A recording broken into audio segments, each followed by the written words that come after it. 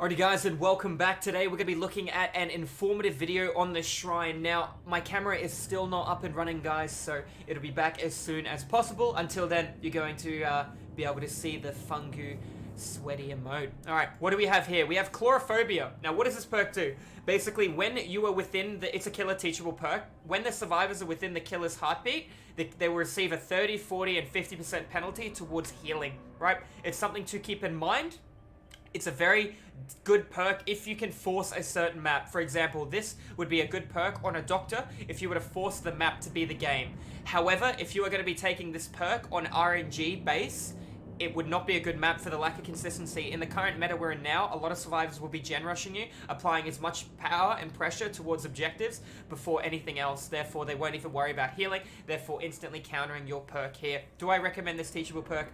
I do not recommend this teachable perk. I don't think it's a fantastic perk, and I personally would, I would give it up. I would pass on to the next perk. What is the next perk?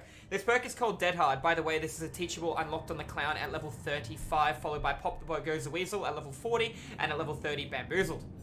This perk is called Deadhard. It's a level 35 teachable from David King. Level 40 is a teachable called No Mither, and level 30 is We're Gonna Live Forever, also known as We're Gonna Farm Forever. What does Deadhard do? While you are injured, if you are holding the shift key, you can then activate this ability. This ability is by default bound to the E key.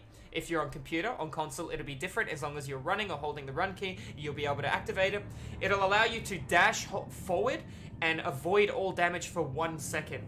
Now, that sounds really good, doesn't it? It has a 60-second cooldown and will cause exhaustion, therefore it cannot be stacked or used in conjunction with any other form of exhaustion. For example, Sprint Burst, you cannot use Deadhard with. If you had Deadhard and Balanced Landing, you can only activate one, and then they both go on cooldown, so you can still utilize different jungle gyms if that's what you were trying to play at, but you will not be able to use both exhaustions while going on cooldown. The only time exhaustion can overlap that you can use will be if you use Deadhard, Sprint Burst, any form of exhaustion, and then Adrenaline. Adrenaline is the only thing in the game that triumphs exhaustion. Do I recommend this perk? It sounds great, doesn't it? Avoid all damage for 1 second. The amount of times Deadhard doesn't work for me, oh god. It's quite a few, so it's not a bad perk. David King is not a DLC. I would recommend leveling up David when you understand the game a little bit better. You will be able to get We're Gonna Live Forever, which will allow you to get blood points quicker, but his other perks are hard to utilize. Deadhard is one of the better exhaustion perks if it works. If it doesn't work, you might as well have no perk at all. I do like Deadhard, and I run it in a lot of my videos, as you guys will know, but it does have a high skill gap in terms of deadharding, baiting pallets, deadharding for a window. If people deadhard for distance, it's generally a very bad perk, so it just comes down to the situation you're in. Next perk is called Predator. Predator is unlocked at level 30. It is a Wraith teachable. It'll make scratch marks closer together. It is good for training wheels on somebody learning the Spirit. I do not recommend this perk based on the fact on two conditions. It is level 30 unlocked on the Wraith, who is a non-DLC killer, and at the same time, getting in the habit of using this kind of perk, you're going to rely on it for tracking and not be able to track as efficiently as you normally would, based on the fact that scratches are normally further apart, and this will make them slightly, and then moderately, and then considerably, something along those lines, make them much closer together. Not bad for Spirit. You'd be better ultimately with Strider, based on the fact we're currently in a no-heal meta, because a lot of people are running Iron Will, so they're staying injured, and you'll be able to counter them a lot more efficiently with Strider over Predator. Even though Strider isn't in the Shrine, it is a teachable unlocked to the nurse by level 30. Next perk is called Technician. If you have watched any of my informative videos on what survivor you should level when you start the game, I recommend you should level Megan if you want to learn to run from the killer, Nier if you want to learn to hide from the killer, and Feng Min if you want to hide and run from the killer.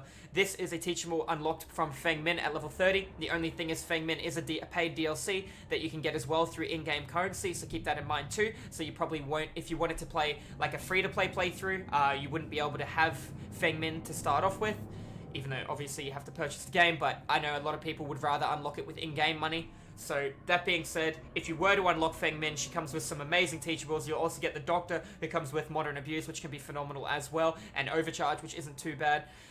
overwhelming presence, which is a little sticky. But anyways, technician, what does it do? When you miss a skill check, so you don't land it, you tried to land a great and you mistimed it, or you missed the skill check altogether, 30, 40, and 50% chance that the generator will not explode, will not go backwards and regress, and the killer will not get an indicator of what generator you're currently located on. Because if you are to miss a skill check, the killer knows where to go. Very good for a brand new player to the game. Once you have a bit of practice, you shouldn't miss skill checks. It's rich coming from me. I miss skill checks all the time. You should miss them a lot less. That being said, it also reduces the noise that they can hear from you working on a gen. Not very effective, because if a gen's chugging a lot, remember each piston on a gen roughly represents 22% of a completed generator. The pistons are things at the top of the generator. There's 4 pistons per gen, and each 2 pistons are entwined on left and right side of the generator. You'll be able to see it. The first piston activates when you start working on the gen all the way to the 4th. The killer's still going to check if they can hear the gen chugging. They're still going to walk over, so it's not going to help you too much that side of the perk. What would I buy out of this week's shrine? Realistically, the answer is nothing. I would rather save my shrine points. This is a DLC perk, this is not a DLC perk, this is not a DLC perk, and this is a DLC perk. Killer perk, survivor perk, killer perk, survivor perk. Honestly, both DLC perks aren't the best. I honestly recommend save your shards in case you don't play too much next week or something, and that way you can be able to reutilize them on a different Shrine of Secrets. Anyways, guys, that's going to be all. Make sure you hit the subscribe button for more content like this, or feel free to pop into the live stream where I do informative, educational, survivor, and killer content 5 days a week over at Twitch. It'd be a pleasure to have you beautiful people of the fog pop back on in. Thank you all so much for watching, guys, and I will see you in the next video. Have a great day. Thank you.